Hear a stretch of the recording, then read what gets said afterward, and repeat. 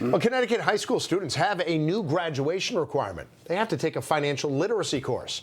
I'm here now with Bruce Adams, the CEO of the Credit Union League of Connecticut, a big proponent of that, with more on how it's going to help positively shape young people's lives.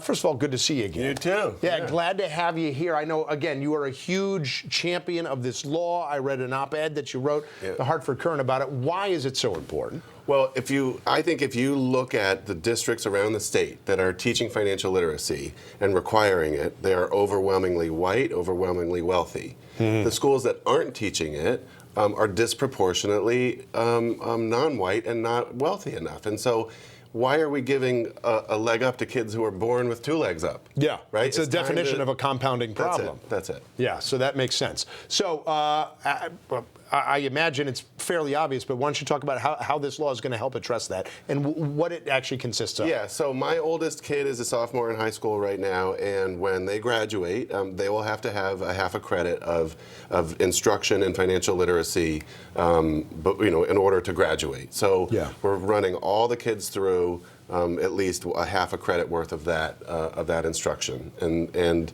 it's not enough, but it's a start. Yes. Do you know what exactly that instruction is going to consist of? I mean, is it balancing checkbooks? Is it basic economics? Yeah, personal finance. Yeah. Right. And so, the Department of Education will be involved in developing the actual curriculum. Partners from industry can help with that. It can fold into your math and your humanities curriculum already, so it's not adding to the burden of teachers. So the actual nuts and bolts of how those modules will be taught, I don't know, but it's pretty simple stuff. But that's it. It makes so much sense. I mean, when you think about the point of the education is just to prepare you for life, and yet how did we get this far without such an integral part of living as an adult being part of that curriculum? And let's do you one better, living in America in a capitalist society, right? Yeah. Like, we'll teach people vocational stuff, how to get a job and have a skill, but we don't teach them how to manage the money they make. Yeah.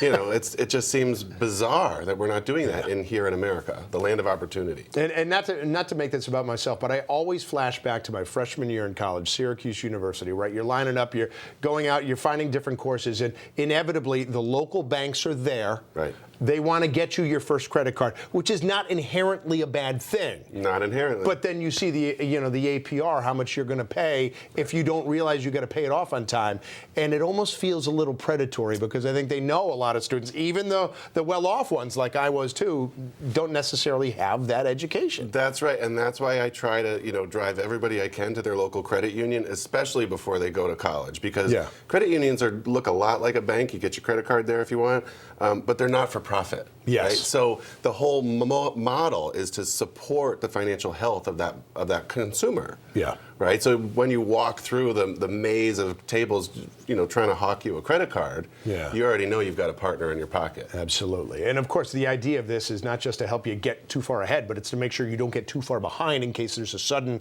financial shock. You said you wanted to mention, I couldn't believe it when you told me what happened to you last October. I know all about a financial shock. No, in October, I had a surprise heart attack and emergency bypass surgery. Yeah. And had I not been prepared financially, I could have gotten thrown for a total loop and not been able to put food in my kid's mouth. Yeah. But it happens just like that. Literally, just like that. You said you were standing up and then it just felt like the lights went out. That's right. A quintuple bypass. Managed to survive it without any lasting heart problems. Nope. I got a cool scar. Yes, there you go. It's a good conversation starter if you're willing to take off your shirt. I know, we got far afield. Once again, thank you for championing this law. I mean, I shouldn't be editorializing, but again, it just makes so much simple sense that people need to learn this. Well, thanks for having us on. We agree too, and we're going to keep working to bring it throughout the full curriculum.